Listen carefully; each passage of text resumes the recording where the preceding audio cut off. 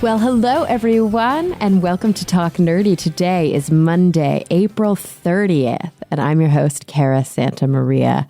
And this week we have a fascinating conversation for you. But before we dive into it, I want to thank those of you who made Talk Nerdy possible. Remember, Talk Nerdy is and will always be 100% free to download. This is my commitment to you.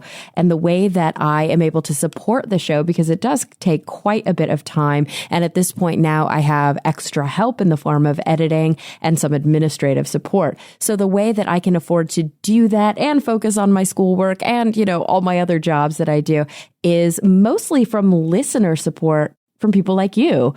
Those of you who can afford to support the show make it so that those who can't don't have to, and that they're able to listen to it week after week for free. So if you do want to support the show, there's a few ways to do it. You can go to patreon.com/talknerdy. That's kind of the number one choice. It's a centralized hub. Everything is in one place, and you'll see all of the options right there where you can pledge your support. You can also visit my website. It's carasantamaria.com, where you can see other options like shopping in the Talk Nerdy store. Now, I know it's limited. I do have some last minute stock of a handful of things. I'm trying to sell those out because I will soon be opening a new Talk Nerdy store. If you guys have any insights, if you have anything you've been wanting to see offered, this new store is going to have a lot more product offerings because it's going to be a print on demand model. And I'm busy designing and getting everything ready for you. It's very exciting. But yeah, if you've got ideas, shoot me a tweet at Cara Santa Maria or hit me up on Facebook, or you can even send an email to shoptalknerdy@gmail.com. Okay.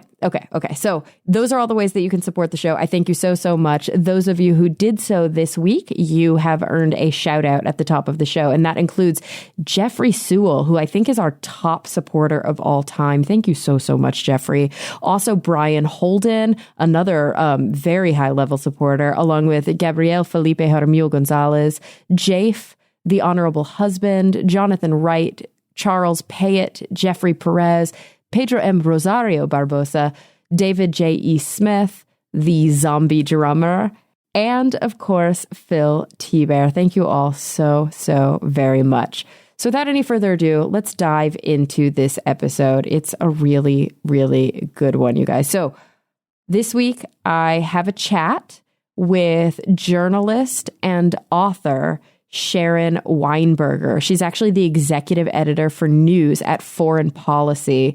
She's a global fellow at the Woodrow Wilson International Center for Scholars. She used to be the national security editor at The Intercept, and we talk about her brand new book. It's called The Imagineers of War, The Untold Story of DARPA, the Pentagon Agency that changed the world. It's now actually available in paperback form, and you can grab it wherever books are sold. There is a link in the show notes. So guys, without any further ado, here she is, Sharon Weinberger.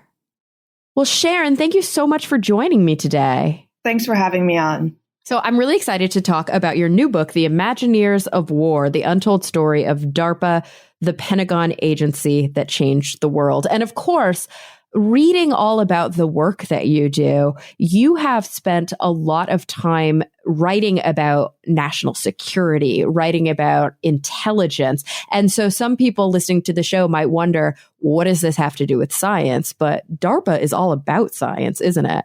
Yes, it is. I mean, my career over the past almost 2 decades has really been about the intersection of science and technology with national security, meaning looking at how is science conducted in what I call the national security state, different than science that may be conducted in industry, whether Google or Facebook, or academia, or funded by the National Science Foundation or National Institutes for Health.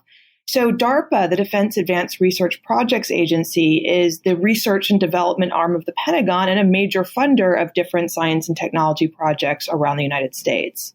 Yeah, so I have to admit that when I was in graduate school working on my master's, we were doing research using what they call primary neuronal cell cultures, these little cultures of neurons from mice that grew independently outside of the body in vitro that we would do experiments on. And we were fully funded by a DARPA grant. Yeah, that doesn't surprise me. I mean, it may not have surprised you at the time, or it may have, but I think a lot of people who are not involved in those sorts of projects don't realize that DARPA, though it's a Pentagon agency, does fund quite a bit of research and academia at universities. There's a generation of computer scientists that are developing artificial intelligence whose graduate school careers were made possible by DARPA funding in the 1980s. Yeah, it is really fascinating. And of course, when we think about kind of military technology, or we think about what the Pentagon does, we think about war machines, but that's not the only thing. It's actually probably not even the largest thing that the Pentagon funds, is it? No, well, actually, in terms of money, so building weapons is a really, really expensive business. And that's sort of the disparity that exists. So the Pentagon has long been involved in funding what's called basic research or basic science. This is areas of science where there's not maybe an immediate application to weapons. And that's actually fairly cheap to fund compared to building, let's say, an F-35 fighter. But the Pentagon has long been involved in funding science. You know, one of the things that I look at with DARPA is that there's been a tension that exists in the agency going back to its origins to 1958, which is this a science agency that pursues national security, or is it a national security agency that pursues science? Meaning, what is its primary goal? Good science or sort of good, better national security? And what did you discover? What I discovered is it depends on the time period of the agency. So literally in its first days in 1958, there was a fundamental tension there because the first director was a businessman. He was a former vice president at General Electric, and he really saw it as a national security agency.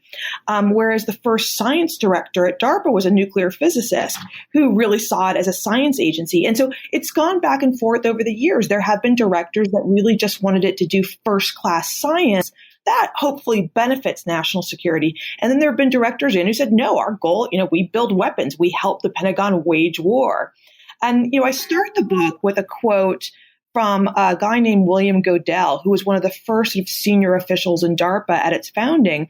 And he had this statement back in the early days of DARPA saying that, the launch of Sputnik, this is the first artificial satellite launched by the Soviet Union, which sparked the creation of DARPA. He said, we've entered a new era and we should no longer serve scientists. Rather, scientists ought to be made to serve, meaning we don't fund science for science's sake, but so that they help national security. So DARPA was really formed in response to Sputnik? Yeah, so in October of 1957, the Soviet Union launched Sputnik, the world's first artificial satellite, which, signaled to the world, or at least to the United States, that they were ahead in the space race. And there's sort of a mythology that's grown up around Sputnik that, the nation instantly fell into a panic. And in reality, it was really much more of a politically engineered panic that critics of President Eisenhower seized upon it as evidence that the United States had fallen behind, that he hadn't taken the threat seriously. Of course, President Eisenhower knew that the United States was also conducting classified projects. We were developing the world's first spy satellites. We had the U-2 spy plane, but nonetheless, he really had to face, this criticism that was coming in. So he authorized the creation of what was then known as ARPA, the Advanced Research Projects Agency. And that was the nation's first space agency. It consolidated all of the rocket, space, and missile defense programs that were spread out around the Army, the Air Force, and Navy, and included Wernher von Braun, the German rocket scientist, and his colleagues who were down in Alabama. And it put them all under this first space agency. This predates the creation of NASA. And the goal of this new agency was to get the United States into space as quickly as possible. Oh, wow. Okay. So this was even before NASA was NACA? Even before, so NACA existed, but NASA did not. Okay. And so there was no agency, no single agency trying to get the United States into space. Now, when Eisenhower authorized the creation of ARPA, what later became DARPA, what he did say was that he always planned to have a civilian space agency. He was being lobbied very hard by his scientific advisors who didn't want the Pentagon. They didn't want the military to control all of space. And so even when he authorized the creation of ARPA, he said that, eventually there would be a civilian agency, and then the civilian rocket and satellite programs would go over to this new agency, which ended up being NASA. Oh, interesting. Okay. So it's funny that all of this predates, I think, some of the military history that we often think of when we think of science, like the Manhattan Project, like Operation Paperclip, like some of the kind of shadier military, I don't know, plans that involved some very famous scientists. And of course, the sort of moral fallout that happened after that, because all of that was occurring right around and immediately after World War II.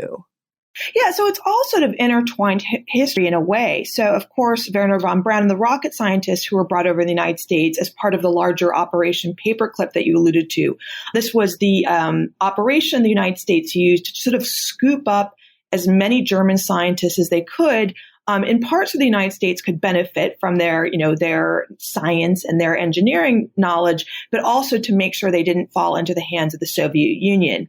So the connection to that, to DARPA, is sort of twofold. One, Wernher von Braun was lobbying very hard. I mean, he wanted to get rockets into space, and instead he was sort of stuck in Alabama working on, sort of successors to the V-2 rocket. He was really thinking about space travel and getting the United States into space. Of course, didn't really care if it was for, Nazi Germany, the U.S. military, or NASA, just didn't care.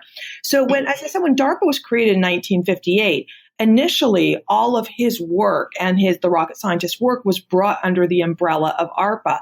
And in fact, the Saturn rocket that was eventually used to take the Apollo mission to the moon, the first manned mission to the moon, was based on the work funded by DARPA in those early days, who decided to fund Wernher von Braun and the rocket scientists to work on Saturn.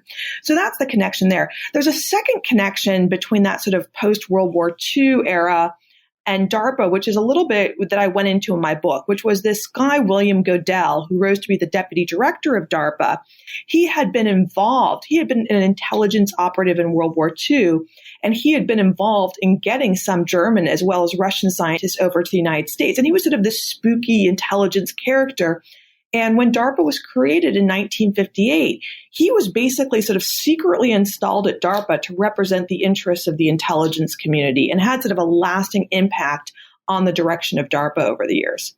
Oh, gosh, it's so fascinating thinking about the fact that so many basically Nazi scientists, like scientists who actually did work that can be considered now, pre-Nuremberg, incredibly unethical, were actually chosen to come to these kind of United States operations for the reasons that you mentioned. But it must have caused, I don't know, an air of disquiet, especially amongst intelligence officials, worried about, are these people, where are their allegiances lying? I think the disquiet was more that they were trying to keep it very, very quiet so the public can find out. I mean, there's sort of it's an interesting history in its own right, because for so long, a lot of that was whitewashed by the national security institutions in the United States because they didn't want those questions asked. I mean, the military and the Pentagon tends to be very practical because they're tasked to do something. They're tasked to keep ahead of national security. They really thought we were facing, nuclear apocalypse to the Soviet Union, and you do whatever you can. You take whatever technology and science. So it's not that they weren't aware of those issues or even that they didn't care. They just saw their mission as singular to get the best scientists and engineers. And, that meant sort of sweeping a lot of unpleasant truths under the rug. But that's a lot of the history of the Pentagon. Absolutely. I mean, that's a lot of the history of what happens, I think, when science and the military meet. And of course, that's such an interesting theme in your book because, yes, depending on the leadership, the goal might shift from funding basic science that might have military applications to funding military science that might have civilian applications. But ultimately, this research that's been funded over the years by DARPA has led to death and destruction, but it has also led to incredible life-changing technologies that I don't think we would know how to live without. Oh, absolutely. I mean, I think the best example of that, and the one that really has cemented DARPA's reputation over the years, is the internet, which was the creation of DARPA's ARPANET project. That was the first project to network computers across the United States and is the direct predecessor to the modern internet. And so this, people, to include DARPA, people who are familiar with DARPA always say, well, look at this wonderful thing that DARPA did. It created the internet. And what I always tell people is this, that's phenomenal. And of course, that should be counted as a great success. DARPA is a very successful agency, but the failures matter as well. DARPA directors have this ongoing joke, not even a joke. Well, they'll often say, maybe 90%, maybe 85% of our projects fail. But if we have one internet, if we have one, stealth aircraft, that our successes make it all worthwhile. And I guess my approach in doing the book is saying that even if we take that at face value, you have to look at the failures, because the failures aren't just something that didn't work out. They're often failures that had really devastating consequences. So, for instance, a lot of the book, I look at a lot of material that has now been declassified about DARPA's involvement in the Vietnam War. One of the things that DARPA has gladly sort of swept under the rug or not taken credit for is they were the agency that introduced chemical defoliation to Vietnam. Most people today associate that correctly with Agent Orange. DARPA introduced what were called the rainbow agents, because there was Agent Orange, Agent Pink, Agent Purple. We now refer to most of them just as Agent Orange because it was the most widely used chemical defoliant. That was a DARPA project. That was a failure that has a lasting health consequence for Vietnamese, for people in Southeast Asia, and American servicemen and women. It's interesting because we often associate Agent Orange with the corporations that were involved, like DuPont or like Monsanto. We don't often think about the fact that it was a government-funded initiative, but of course it was a military initiative. Yeah, I don't think Monsanto's broke up one day. I mean, not to absolve them of responsibility, but I don't think it was Monsanto. In fact, I can tell you it was not Monsanto's that said, let's go use it for defoliation in Vietnam. That was the idea of military planners, and particularly DARPA. Yeah. And it kind of goes to show what happens, I think, when the military interests sort of maybe outweigh some of the concerns about lasting effects. And I think that as a nation, we don't have the best track record in many aspects, whether we're talking about environmental aspects, whether we're talking about putting junk into space. We're not the best at thinking through the consequences of our actions. Well, that's exactly it. And this is not to demonize anyone. Ironically, the person who was most responsible for DARPA's chemical defoliation project was, again, this gentleman I've referred to, William Godel. And, he wasn't some, demon who just didn't care about health effects, but he thought he had found a way. He was trying to help the South Vietnamese military fight the Viet Cong, the communist insurgency. And so he was looking for tactics and techniques to help them in jungle warfare, precisely because he knew that if the U.S. introduced its own conventional troops, it would be a disaster. I mean, he really foresaw what the Vietnam War became, and was trying to find out, how do you help the militaries fight themselves? And one idea he had seen used by the British before was chemical defoliation, because the Viet Cong they were using jungle cover to attack South Vietnamese troops. And, in his mind, he just didn't think okay, well, maybe we should look at the health effects. Maybe there's testing. He was trying to think, how do you win a war quickly? So it wasn't done out of sort of, bad intentions, but it certainly was done without thinking about the long-term consequences. Yeah. And I mean, you see that even historically pre-DARPA. And like you said, all of these things do start to blur a little bit. Like when we look into the Manhattan Project and we look at what needed to be done at the time, or at least what felt like needed to be done. And then a lot of the statements that were made and the regret that was shown by the different scientists that were involved. Yeah, I mean, the Manhattan Project is a little bit of a related issue. I mean, I think everyone who worked on it, there were very few people who left. I think there was maybe only one or two cases of people who actually left during the project for moral reasons. People knew they were trying to fight Nazi Germany. People knew they were trying to fight. They felt that this was an important project for the good of national security. And it wasn't that they were unaware of what the long-term consequences could be, but the short-term needs of a real national security threat is what motivated them. Yeah. And of course, it's always easy to think about, what could happen. It's another thing when you finally see what does happen, and that, those regrets may start to set in that way. And that's the thing. A lot of times when we're talking about war machines, or we're talking about strategic technology, we're talking about two different buckets, right? We're talking about one bucket of playing chess and hoping that we never have to use them. And then we're talking about the bucket of what happens when we do have to use them. Yeah, exactly. And that's really, I think, one of the important, consequences, the important conversations to be had about deproliferation of nuclear weapons. And so how much control or impact does DARPA have on our current nuclear arsenal? So DARPA is actually pretty separate from the nuclear weapons complex, and that's by design. The Department of Defense does not develop nuclear weapons. It's done under the Department of Energy and the nuclear weapons laboratories. The military is responsible for coming up with the requirements and for the missiles and for everything around it and for operating them. And so DARPA pretty much, it's actually been somewhat controversial over the years because DARPA has had some projects in nuclear-related research, sometimes for nuclear energy. My first book was actually about a small DARPA project called an isomer bomb, which developed sort of a fourth-generation weapon. And it was quite controversial for a number of reasons. A, because it was the idea of building a nuclear hand grenade, which was ridiculous. Secondly, it just wasn't going to work. It was based on bad science. And then sort of another reason was this really, it's very touchy for the Pentagon to get involved. It's not supposed to be involved in nuclear weapons research, meaning in design. The way DARPA kind of got around it in that case is they said it wasn't nuclear fission or fusion. It was sort of a different nuclear reaction. But that project was ended by Congress.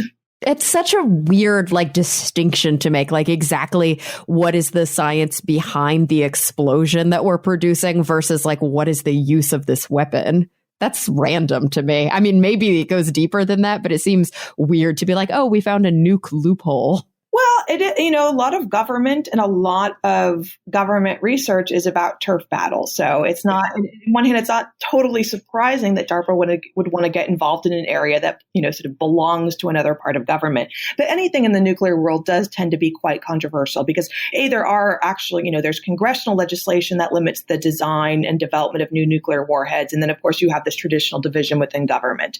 For the most part, I think it's safe to say that DARPA does not get involved in sort of the nuclear weapons business. What it has done over the years, and what has always been a fundamental part of its mission going back to its creation, was it was tasked when it was created in 1958 with working on missile defenses. So, projects to defend against nuclear attack. One of DARPA's first projects in its early days of 1958 was this concept of developing, it's one of my favorite DARPA projects, how crazy it was. It was going to develop a planetary force field that was going to stop, nuclear warheads from, re-entering the atmosphere. And the way it was going to do this was based on this theory that if you launch nuclear weapons in the upper atmosphere, they basically create these killer electrons that could fry nuclear weapons. And so DARPA, along with the Air Force in 1958, they went out into the ocean and they launched and set off nuclear weapons in the upper atmosphere to see if it was possible to create this killer electron belt. It didn't work. It was leaked to the New York Times and called the greatest experiment ever. I mean, because if you think that's crazy, we did an experiment to create a planetary force field. And I remember that in the memoirs of DARPA's chief scientist, he sort of wrote tongue in cheek, yes, it didn't work because it turned out that, so what happens is these electrons get caught in what we now know as the Van Allen belt, which wasn't named at the time. But it turned out that the killer electrons decay too quickly to really make a force field. And so this chief scientist wrote tongue in cheek, maybe there's another planet out there where this would work. Yeah. But it again goes to show how interesting it is that these turf wars, they matter and they have a real impact, but that still doesn't prevent DARPA from exploding nuclear weapons to then try to prevent the nuclear weapons. So even though they are not making them, they're still using them and potentially putting a lot of people at risk. Right. One of my other favorite DARPA projects, again from those very early years, was this thing called Project Orion. And it was going to be a spaceship that was powered by exploding thermonuclear weapons that would basically, enable the thrust of this spaceship. And the scientists working on it, so DARPA funded, the initial sort of design work on this thermonuclear weapon-powered spaceship. And one of the scientists who worked on it, Freeman Dyson, he said he estimated that the fallout the fallout from launching this spaceship would kill on average from the radiation from basically cancers that result from it 10 people per year. So every launch of this spaceship, you basically doomed on average 10 people to death. There's a story that they showed a mock-up of the spaceship with its like 500 thermonuclear weapons to President Kennedy, who was just appalled. Yeah. And it was eventually canceled. Well, good. I'm glad that there was at least some foresight there. Yeah. I think that was not a winner. No, but that doesn't mean that there haven't been, grave mistakes and big errors. And I think it's interesting that you mentioned that it was important for you in this book to really dig into the failures, because of course we all appreciate kind of Elon Musk's candor when he talks about how you really can't make progress without actively failing, and failure is how we learn from our mistakes and how we lead to success. But it's one thing if you're, failing financially, or you're failing in terms of, the human spirit. It's another thing if your failures involve death and destruction. Well, exactly. And, it's not enough to say, another thing that one of the DARPA directors like to say is we never remember the failures. We try things over and over again, meaning we don't get discouraged by the failures. And I think there's some truth to that. But the thing is, you better have learned from your failures. I mean, I think when Elon Musk talks about failures, he means that we learn from them. The danger that DARPA projects have at times is that they don't have much of an institutional memory as an organization, because the way it works is that all of the employees are there temporarily. Program managers, meaning the people who manage these projects, come in for terms of about 2 to 5 years. There's exceptions. There's people there shorter, people there a little bit longer, but there are no permanent employees. So you'll oftentimes have program managers who start projects who didn't know that pretty much that same project was done, 20 years ago. And so I guess, part of that is that could be good because they don't get discouraged, but, hopefully you learn from the failures of the other projects. And where I've seen DARPA projects go really off the rails or really wrong is precisely when you get someone who doesn't understand and didn't know what were the failures before. I mean, it's just so, I don't know, symbolic of what we often see in our leadership, both in the executive and in our legislative branches. Just this inability in American culture to say, oh, we tried that once. It didn't go over well. Maybe we shouldn't do it again. I mean, it is a real, I think, classically American problem. And I'm kind of not surprised to hear that it's recapitulated at DARPA. In a way, I think NASA is maybe a counterpoint to that, because I do think that, although NASA has plenty of failures, I think NASA has at least historically attempted to learn from its failure the way that Elon Musk is sort of speaking about now. Yeah, well, NASA has its own. You're like, well. Yeah, I don't. I don't know that I totally agree with that statement. I mean, when you please enlighten me. Well, I am not a NASA expert by any means, but I think when you've looked at the major mission failures of NASA, meaning those that have actually resulted in the loss of life, it was actually precisely from things where they didn't learn the lessons. NASA is in a very different, it's actually interesting to look at the differences between NASA and DARPA. NASA is really in a rut now. If you look at where they've gone the past 10 years, which is not their fault, it's because, NASA, like any agency, has to be tasked by the president, by the executive branch. So it's like, we're going to Mars. We're going to go moon to Mars. No, we're going to go to Mars. Maybe we're not going to go to Mars. NASA has really not been in the innovation game for a while now. You look at what their mission is and what they're trying to do. NASA has, I think, over 10 times the budget of DARPA and doesn't produce nearly as much. Now, again, that's not NASA's fault per se. NASA has pre-baked in programs, the International Space Station. It has things that it has to support. Yeah, and it's become really bureaucratic, hasn't it? Extremely bureaucratic.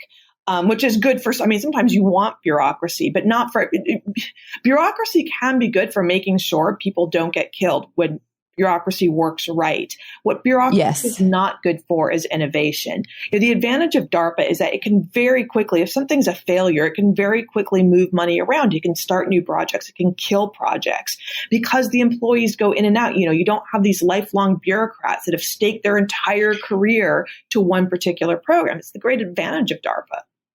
True. And I think that that's why we see kind of more innovation in the public-private partnerships like JPL or even like SpaceX, which, let's be honest, their biggest contract comes from NASA. So, of course, in a way, they really are a NASA project. And one last thing about NASA, because that is not what this interview is about. with the new leader of NASA, with the new commissioner, I am definitely nervous to see what the future looks like. I'll leave that there. No comment required. Provide a counterpoint to that without okay, interesting opinions.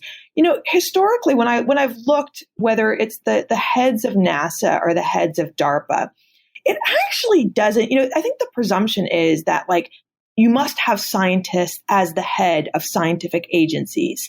Mm-hmm. And there are a lot of advantages to having that. I will give you that.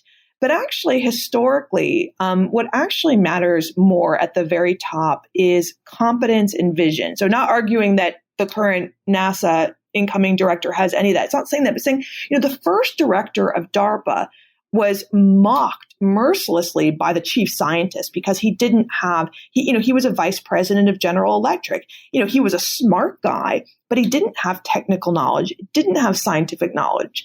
But he had real vision, he had real leadership, and he knew how to manage scientists. And he wasn't stupid, so he wasn't supporting dumb projects. But he really made DARPA what it is today. Everything that we associate that's good about DARPA, a lack of bureaucracy, of moving quickly, of being extremely ambitious, was a product of that first director. And if you had it, and to be fair, that the wackiest projects from DARPA's early days, like Project Orion, and which was the nuclear spaceship, the wacky planetary force field, those were not projects supported by the first director. He supported the Saturn rocket that actually eventually took astronauts to moon. It was the scientist, the nuclear physicist, who wanted those projects. So it is really useful to have smart people at the heads of these agencies. There's a strong argument to have scientists as the head of them. But I'm just saying that, you can have a non-scientist who can be the good head of a science and technology agency. It is possible. It's harder. I think it's an important point to make, though, because it's true.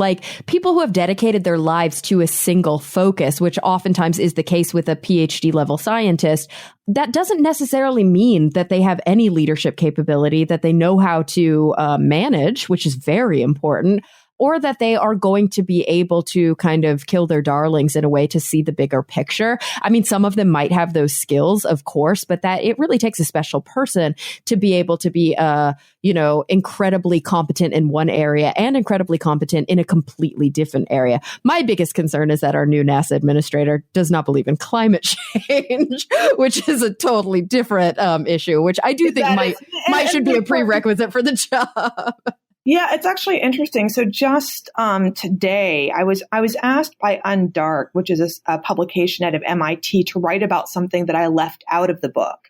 Mm-hmm. And because DARPA has been involved in so many things over the years, I didn't write about every project. Instead of the one project that I wish I had done some interviews on it, but then just never thought to develop it into a chapter, was about how DARPA was the origins of our modern climate science program. The climate science programs that contribute what we know today about global warming and about climate change all date back to the early 1970s at DARPA, when the Pentagon was worried about the Soviet Union was doing geoengineering. They were trying to use nuclear weapons to redirect rivers for agriculture.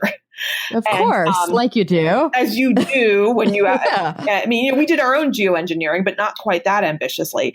And there were a lot of concerns about how changing the flows into the Arctic would affect the climate. What would it do? And so DARPA was tasked with the first climate modeling program. I mean, the idea of climate modeling didn't exist at the time. You had weather forecasting and you had people looking at the atmosphere, but you didn't really combine the different disciplines. You had people looking at paleoclimates, but not combined. So DARPA created the first sort of interdisciplinary program. They brought all of these scientists together to do the first climate modeling, to speak with paleoclimate researchers, to speak with the meteorologists. And that eventually led to the creation of a national climate program, all out of concerns about the Soviet Union and geoengineering. So you do have these strange cross sections between the Pentagon and science. Oh, that's really interesting, too, that, it's become such a politicized issue, climate science, that, it's almost hard to believe somebody when they just blanket say that it's a hoax or that they don't believe in it. It really does show how limited their scientific understanding is, because even these large institutions, large corporations like oil companies have very good climate scientists on staff because, of course, it affects their bottom line. Global warming. And it's something that you think of as almost these these groups that are sort of the enemy when it comes to climate science. In essence, they are equally, if not more competent than sort of what we think of as the allied, quote unquote, I'm doing massive air quotes right now, groups. And so I'm kind of not surprised that even, DARPA would have had, because I don't know why. I think that people make the distinction that defense is a right-wing issue, and that defense, by definition, kind of falls on the same ideological spectrum as climate denialism. But there's no reason that those two things should have any relation to one another. Yeah, I mean, I have my own views on that, looking at DARPA's history with it. But I think, the biggest mistake for climate research was, that it got, which is no particular person's fault, but it has become so politicized. It became sort of part of a political movement, which then created sort of a push against it. It's just unfortunate. Absolutely. So, I really want to take some time to dive into some of these kinds of these failures, or really just these interesting projects that maybe most people didn't know came out of DARPA. You mentioned the internet, and I think that's, obviously probably the flag that they like to fly. And it is a really important, I mean, gosh, I cannot imagine life without the internet. It is massively important. And you mentioned Agent Orange, which obviously had a massive historical ramifications. But when I think about modern defense and modern intelligence, I think the thing that really strikes me first and foremost is surveillance and drones. Those are the two big things that my mind first goes to. And those are very, very fundamentally DARPA initiatives, aren't they? Yeah, so drones, DARPA's history with drones goes back to the Vietnam War, when they tried out some smaller drones for surveillance. And then actually later in the Vietnam War in the 1970s, they developed the first armed drone, which was used along the demilitarized zone between North and South Vietnam. And then later, but those projects, that didn't work. The drones kept failing, kept falling out of the sky, essentially. In the 1980s, DARPA again turned back to unmanned aircraft drones. And they most famously funded an Israeli-born aeronautical engineer working in the United States to build what later became the Predator aircraft. It was called Amber at the time, and it was basically to develop a long-lasting surveillance aircraft. And so the successor to that, bought by the CIA and by the Air Force, was the Predator drone, and the armed Predator drone that we've all seen footage of from different countries around the world. So very much a DARPA project. Interesting. And so I had no idea that there were armed drones that early. I thought of them as a very classical kind of Afghanistan, Iraq, Middle East initiative. But obviously the technology must have existed prior to their use. You're right. Meaning they tried them out in the Vietnam War, but both there were problems with the drone itself, meaning, building a drone that could stay up in the air, be controlled and not crash, and then actually arming it. So it was actually, I think the drone was called the Snoopy drone. It was the nickname of it. Of course it would be called that. Come on. Yeah.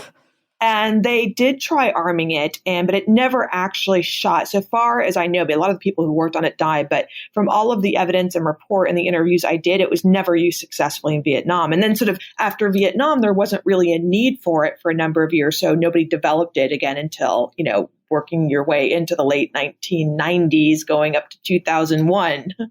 And then, of course, there were, all sorts of kind of ethical issues around its use, which, it's important to separate the ethics from the development and technology, but it's also important to fully integrate the ethics with the development and technology. That doesn't mean that the same people who are building these things or designing these things need to be the people who are making decisions about their use, but there does need to be massive oversight. Well, yeah, I mean, it's not just oversight. What is so interesting about DARPA's contributions to drone warfare, and whether that's a success or a failure, is you have to sort of ask yourself, what makes for a success? So the Predator drone, DARPA often says this is one of our successful projects, but what I ask is, if the end goal of technology is to solve warfare, to end wars, I think you can look at the history of the past 16 years of drone warfare and say it has not been terribly successful. It's very good at killing people, but has it actually brought, whether it's insurgencies or terror, whether it's actually achieved our goals of national security? I think it has a much more checkered record. Yeah, yeah. Is it actually preventing further dispute or helping with recruitment? That's, a whole other conversation. But it's not just the drone warfare that sticks out in my head, but of course, the big data mining, the intelligence kind of, I don't know if you want to call them failures or successes. I guess it depends on who you ask. But coming out of the kind of Afghanistan war, basically this, I don't know what you want to call it, this sort of 1984, people, millennials now, people who aren't too much younger than me, don't know life without being in wartime. And this kind of modern war has brought on a real change in how we view privacy. And DARPA's had a lot to do with that, haven't they? Yeah, I think the most famous project that DARPA was known for in the post 9/11 years relating to privacy and data was a program called Total Information Awareness. So DARPA actually, even before 9/11, had been involved in what might be called data mining. Some people call it pattern analysis. Whatever it was looking at, can you use data to predict major terrorist attacks? So lo and behold, 9/11 comes around, and this was just sort of an initial research project. And the people behind this project said, look, we could do something much, much bigger. And, it seemed very attractive at the time. Like, yeah, oh my God, if we could have stopped 9/11, what a wonderful use of science and technology. So there were a couple problems with this. One was what they were proposing to do, which was to combine basically open data. I mean, not even open data, but, records, medical records, car rental records, credit card records, and to combine it with classified data. So this is basically trawling through the data of U.S. citizens, U.S. residents, people in the United States. That was one problem. The second problem was perceptual, that the head of this program was a gentleman named retired Admiral John Poindexter, who had been a national security advisor to Ronald Reagan, and more importantly, had been a major figure in the Iran-Contra scandal. And actually had been convicted of lying to Congress, had the conviction overturned. So putting this, someone who was quite controversial as the head of a program that had potential privacy implications was a disaster waiting to happen. And the New York Times wrote about the program not long after it started. It indeed became this public relations disaster for DARPA. I was just thinking about this. Can you imagine if Facebook had been around in 2001? Like, Facebook was founded in 2004. Like, think about how much more data they might have had access to. It's not just the data. It's our relationship to the data. I mean, in some ways, when I look back at the history of total information awareness and the brouhaha over it, it actually seems almost innocent. People are worried, oh my God, they'll get my credit card records. Well, what about all of your personal photos? What about all of your family connections? What about all of your friends? What about your everything that you put online? The scope of the data that is available is so much more. And it's almost as if our notions of privacy and how to protect privacy have no way of keeping up with it. Yeah, I don't really want to know what DARPA might be working on with regards to our Facebook data right now. I wouldn't be surprised if something is happening there. But that's really the tough thing about writing a book like this and really doing the work that you do, because you didn't just write this book. You've written for, so many different outlets. You were the national security editor at The Intercept. You are the executive editor at Foreign Policy, and you've obviously written for a ton of different outlets, both academic and kind of more, I don't know what you would call it, sort of public facing. And that must be a tough part of your job, is that you have to comb through records that people don't want you to be reading. You have to look at FOIA requests, you have to wait until things are declassified, and you have to piece together information that's not always complete, right? You're dealing with reading pages where most of the text is redacted.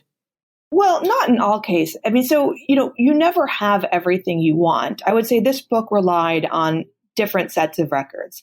So one was declassification and records that go into the National Archives and Record Administration. So there's a lot of different laws that govern this, but after about 30 years, many records goes called automatic declassification. It's much harder than that, much more complex, and takes actually a lot more time, but that's sort of the law, more or less. And so you can go to the National Archives and Record Administration and you can trawl through, DARPA's records from 1958, 1959, basically up till about 73 or 74. And that's about when things cut off. And there you have people's original notes from, you can look at, meeting minutes from 1962. There are still records that are still classified that were of a higher classification. So that's one set of records. And those are not, it's a gold mine because it's not redacted. There were also archives around the country I was able to rely on, which were different scientists' personal records, their professional records of associating with DARPA. A third set of records where I filed actually a lawsuit under the Freedom of Information Act to obtain a lot of information, namely historical interviews that DARPA had commissioned with directors. And I won that lawsuit. And so actually I got all of those records and they were not redacted. Then there are sort of another set, which you refer to, things that are heavily redacted. And those are things that there are still things that are still classified. I often wondered, what would happen if I had access to everything I ever needed? I think it would provide additional details. I don't think it would fundamentally change my perception or the history I wrote of DARPA. I think we have a complete enough of a record about what they've done, what's important, what worked, what went wrong to have a good historical record. I love how modest you are, especially in this description, because yes, it's your job. And I think it's something that you've been doing for a long time and you're used to doing it. But most journalists don't have to file FOIA lawsuits to cover what they want to write about. Some National do. Security journalists do. There you go. Exactly. And obviously it's tough, right? You're up against a lot more barricades, but at the same time, you must get such a sense of accomplishment from the work when you actually do make breakthroughs and when you actually kind of uncover something or discover something that you get to share with people that maybe they weren't aware of before. Well, of course. I know I have friends who are journalists in many other areas and who do great work. That they don't have to file FOIAs makes their work no less rewarding or challenging. But I think what does attract people to national security journalism in part is the secrecy, the idea when you find something out, it's this tremendous find. I think what I also have is a tremendous sense of self-righteousness that this is my taxpayer dollars. It is your taxpayer dollars. And we absolutely have that. The government has classification. There are things that are legitimately kept secret for national security, but there are way too many things that are kept secret because it's embarrassing or because it was a failure. And then this real element of self-righteousness for me kicks in that's my government. It's my money. It's your money. It's everyone's money. We have a right to know. And luckily there are laws that enable us to know, and we should take advantage of them. And that's what I try to do. And of course, there's always that line that you have the potential to come up against, which is sort of the working with whistleblowers line, where it's up to you as a journalist to figure out once you have access to something, whether or not it is right or it is your duty to report, because maybe it does reveal something that's classified. Maybe the reason it's classified is for actual national security purposes and not for these reasons of just government embarrassment. And it must be kind of a lot of responsibility in the few, or maybe you've experienced this many times. I would assume it's probably not happened that many times throughout your career, but I have no idea. It seems like a lot of responsibility to have to make that call.